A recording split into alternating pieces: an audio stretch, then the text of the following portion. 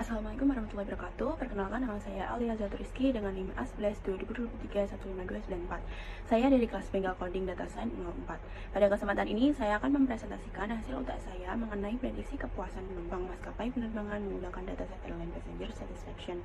Saya menggunakan 5 tahap utama, yaitu eksplorasi data, pemodelan awal, pre-processing, penanganan imbalance, yang terakhir ada optimasi model. Selanjutnya, pertama-tama saya memulai dengan mengimport semua library yang dibutuhkan. Ada Pandas dan NumPy untuk manipulasi data, kemudian ada Matplotlib dan Seaborn untuk visualisasi, ada Scikit-learn untuk modeling, dan Imbalance untuk menangani imbalance data. Data saya simpan di Google Drive dan berhasil dimuat dengan baik. Di dataset ini berisi informasi survei kepuasan penumpang maskapai penerbangan. Selanjutnya, ini adalah tampilan 5 baris pertama dataset. Bisa kita lihat berbagai fitur seperti gender, age, class, flight distance, sampai berbagai rating layanan. Total dataset ini yaitu mencapai 129.880 baris dan 24 kolom. Next, pada sel ini yaitu dev info, bisa kita lihat ada 18 kolom bertipe integer, 1 kolom float yaitu arrival delay, dan 5 kolom objek atau text. Di sini arrival delay hanya memiliki 129.487 non null, yang artinya pasti ada missing value. Next, ini adalah statistik deskriptif. Rata-rata usia penumpang sekitar 39 tahun, yang mana jarak penerbangan rata-ratanya yaitu sekitar 1190 km. Tetapi jika diperhatikan, nilai maksimum departure delay dan arrival delay mencapai 1592 dan 1584 menit, yang mana itu hampir 26 jam. Ini jelas outlier yang ekstrim. Next, ini adalah output mengelompokkan fitur. Saya mengelompokkan fitur menjadi 3 kategori. Kategori pertama yaitu fitur kategorikal, ada 5 kolom seperti gender dan class. Kategori kedua yaitu fitur continue, ada 4 kolom yaitu age, flight distance, dan kedua delay. Sisanya 14 fitur adalah fitur rating berskala 1 hingga 5. Next, saya sudah mengecek missing value, yang mana hanya ada 1 kolom yang bermasalah yaitu arrival delay dengan 393 nilai kosong atau sekitar 0,3% dari total data. Tidak ada data duplikat sama sekali. Kualitas datanya relatif bersih, akan tetapi 0,3% tadi tetap harus ditanganin. Next, ini adalah grafik distribusi target. Di neutral or dissatisfied ada 73.452 data atau 56,6%, sedangkan satisfied ada 56.428 atau sekitar 43,4%. Rasionya itu sekitar 1,3 dibanding 1. Ini bisa disebut dengan mild imbalance, tidak ekstrim seperti 9:1, tapi tetap saja berpotensi membuat model bias ke kelas mayoritas. Makanya nanti akan tetap saya tanganin dengan metode smooth. Next, di grafik distribusi fitur kategorikal bisa dilihat gender hampir seimbang antara female dan male. Customer type didominasi returning customer sebesar 81,7%, yang artinya mayoritas penumpang adalah pelanggan setia atau loyal. Di type of travel didominasi business travel sebesar 69,1%. Untuk fitur continue sendiri, Edge memiliki distribusi bimodal dengan 2 puncak di sekitar usia 25 dan 40 tahun. Untuk flight distance-nya sendiri condong ke kanan, mayoritas penerbangan jarak pendek. Yang paling mencolok itu ada di departure dan arrival delay, hampir semua nilainya 0 atau mendekati 0. Tapi ada ekor panjang kanan yang sangat ekstrim. Ini dikonfirmasi, ini adalah konfirmasi outlier yang tadi ya. Selanjutnya, untuk 14 fitur rating berskala 1 hingga 5, sebagian besar terpusat di nilai 3 sampai 4. Di sini ada yang menarik. Beberapa fitur memiliki nilai 0 yang memungkinkan merepresentasikan penumpang yang tidak menggunakan layanan tersebut. Kemudian ini adalah box plot. Jika dilihat dari box plot keempat fitur continue, sangat terlihat jelas perbedaannya. Edge relatif bersih, tidak ada outlier signifikan. Di flight distance memiliki beberapa titik di atas 4.000 km, tapi ini penerbangan jarak jauh, yang mana ini adalah hal yang sangat wajar. Sedangkan untuk departure delay sendiri dan arrival delay, banyak titik-titik outlier di atas. Nilai bisa sampai 1.600 menit, yang itu sangat tidak wajar sebagai informasi delay. Kemudian ini adalah tabel presentase outlier. Secara kuantitatif, departure delay memiliki 18.098 outlier atau sekitar 13,93% dari data. Arrival delay memiliki 17.492 outlier atau sekitar 13,47%. keduanya tetap perlu ditanganin. Flight distance dengan 2.855 outlier atau sekitar 2,2%, tidak akan saya capping karena nilainya valid secara operasional. Next, ini adalah heatmap korelasi.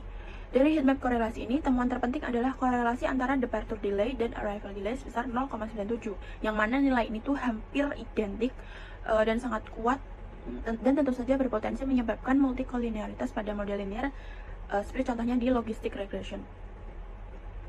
Kemudian beberapa fitur rating juga saling berkorelasi, sedang misalnya di seat comfort dengan cleanliness, yang mana dengan nilai 0,68, dan ease of online booking dengan in-flight wifi service dengan nilai 0,71, yang mana ini menunjukkan penumpang itu cenderung menilai pengalaman penerbangan secara holistik.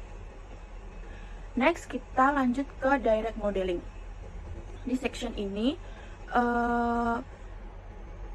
kita melakukan direct modeling sebagai baseline sebelum masuk ke pre-processing. Tujuannya untuk melihat performa model di kondisi data yang apa adanya.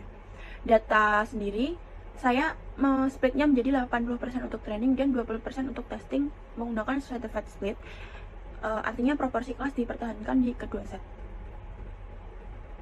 Di sini saya akan melatih 3 model, yaitu logistic regression, decision tree, dan random forest. Untuk logistic regression itu selesai duluan karena paling sederhana. Untuk decision tree sedikit lebih lama, dan random forest paling lama karena membangun 100 pohon keputusan. Dan ini hasilnya bisa dilihat di logistic regression itu memiliki akurasi 86,51% dengan F1 skornya itu 84,52%. Next, di model kedua decision tree naik dari 94,89% dan F1-nya 94,13%. Di model ketiga ada random forest, yang mana ini adalah model terbaik dengan akurasi 96,46% dan F1 skornya 95,86%.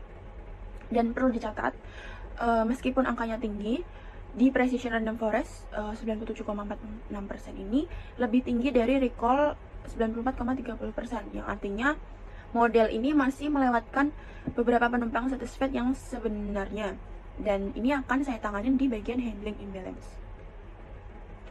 Oke, selanjutnya masuk ke section pre-processing. Di tahap ini pertama-tama saya akan melakukan drop kolom ID karena kolom tersebut tidak relevan untuk modeling, dan mengencode variable target di neutral or dissatisfied menjadi 0, untuk satisfied menjadi 1. Ini sangat penting karena di tahap ini saya hanya mengencode target, bukan fitur kategorikal, supaya prosesnya itu terpisah dan lebih rapi. Untuk missing value di arrival delay sendiri, saya menggunakan imputasi median karena distribusi arrival delay ini sangat right skewed dengan banyak outlier, yang mana min akan tertarik ke atas oleh nilai ekstrim tersebut sehingga tidak representatif. Dan di median pun lebih robust. Hasil median arrival delay adalah 0,0.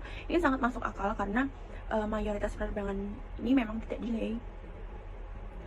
Selanjutnya untuk outlier, kita gunakan metode IQR capping, bukan dropping. Kenapa? Karena outlier delay tetap informasi yang valid, yang mana saya hanya perlu membatasinya ke nilai yang wajar. Hasilnya, departure delay dari 1592 menit turun ke 30 menit. Arrival delay dari 1584 turun ke 32,5 menit. Sementara flight distance tidak saya capping karena nilainya tingginya merepresentasikan penerbangan jauh yang sangat valid. Next, ini adalah output encoding. Encoding fitur kategorikal menggunakan label encoding seperti gender, customer type, type of travel, dan class. Label encoding ini dipilih karena jumlah kategori per kolom sedikit, hanya sekitar 2 hingga 3. Dan ini tidak menimbulkan ordinal bias yang signifikan, terutama untuk model tree-based seperti random forest. Terakhir, standar scalar. Saya menerapkannya di 4 fitur kontinu seperti age, flight distance, departure delay, dan arrival delay. Fitur rating tidak di scale karena sudah berada dalam rentan seragam 1 hingga 5. Untuk hasil scaling sendiri menunjukkan mean mendekati 0 dan standard deviation 1 untuk semua kolom, yang mana membuktikan kalau scaling ini berjalan dengan benar. Selanjutnya kita masuk ke section validasi dan sampling. Setelah pre-processing, saya menangani imbalance class menggunakan smooth, yang mana saya menambahkan data sintetis ke kelas minoritas. Sebelum smooth, kelas 0 ini memiliki data yaitu 58.762, dan di kelas 1 hanya 45.142.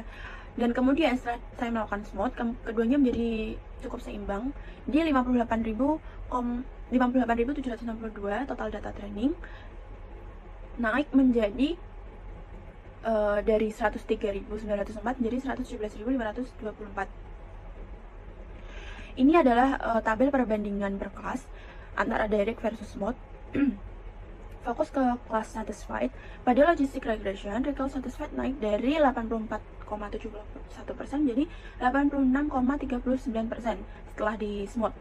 Pada random forest, recall naik dari 94,30% menjadi 94,68%. Secara keseluruhan di tabel perbandingan ini, random forest dan direct modeling dengan akurasi 96,46%, di F1 score 95,86%. Sedangkan setelah di smooth, random forest ini memiliki sedikit penurunan, yaitu dengan akurasi 96,17%.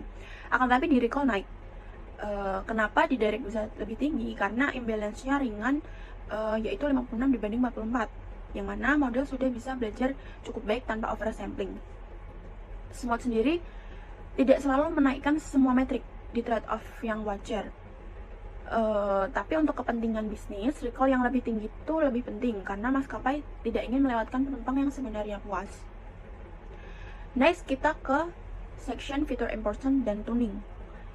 Ini adalah grafik fitur important. Dari analisis fitur important random forest, kita bisa tahu fitur mana yang paling menentukan kepuasan penumpang. Peringkat pertama adalah online boarding dengan 17,1%. Ini adalah fitur terpenting yang diikuti in-flight Wi-Fi service yaitu 14,6%. Selanjutnya ada kelas yaitu 10,1%, type of travel 10,1%, dan in-flight entertainment 5,8%. Di sini yang sangat menarik yaitu departure delay dan arrival delay berada di peringkat paling bawah dengan masing-masing hanya sekitar 1%. Ini sangat penting secara bisnis, yang mana penumpang ternyata lebih peduli kualitas layanan digital dan in-flight experience daripada keterlambatan. Implikasinya, maskapai sebaiknya lebih investasi ke peningkatan layanan online dan mungkin hiburan penerbangan, bukan semata-mata hanya fokus ke mengurangi delay. Untuk hyperparameter tuning, saya menggunakan random My Search CV dengan 20 kombinasi parameter dan 3-fold cross validation. Parameter terbaik yang ditemukan adalah N estimator dengan 300 pohon. Selanjutnya max depth-nya yaitu 30, min sample lift-nya 4, dan max feature log 2. Untuk base F1 score dari cross validation mencapai 0,928. Ini adalah perbandingan lengkap semua tahap untuk random forest. Tune dengan top 5 fitur menghasilkan akurasi 92,4%, lebih rendah karena terlalu sedikit fitur tune, yang mana dengan top 10 fitur naik ke 94,3%. Dengan hanya 10 dari 22 fitur, model masih bisa performa cukup tinggi. Dari ketiga model ini bisa disimpulkan bahwa logistic regression setelah tuning itu naik signifikan, yaitu dari 86,51% ke 94,31%. Untuk decision tree sendiri relatif stabil, dan di random forest ini tetap terbaik di tahap direct dengan F1-nya itu 95,86%. Dari eksperimen yang saya lakukan, saya mendapatkan beberapa insight penting. Yang pertama, random forest ini adalah model terbaik dengan akurasi 96,46% pada direct modeling. Yang kedua, ini smooth berhasil meningkatkan recall ke satisfied meski ada sedikit trade-off di bagian precision. Yang ketiga, dengan hanya 10 fitur terpenting, model masih bisa mencapai 93,3% akurasi. Dan yang paling penting secara bisnis, online boarding dan in-flight Wi-Fi service adalah dua faktor yang paling menentukan kepuasan penumpang. Maskapai yang ingin meningkatkan kepuasan pelanggan sebaiknya fokus pada peningkatan layanan digital ini. Demikian presentasi saya, terima kasih. Jika ada salah kata, mohon maaf. Wassalamualaikum warahmatullahi wabarakatuh.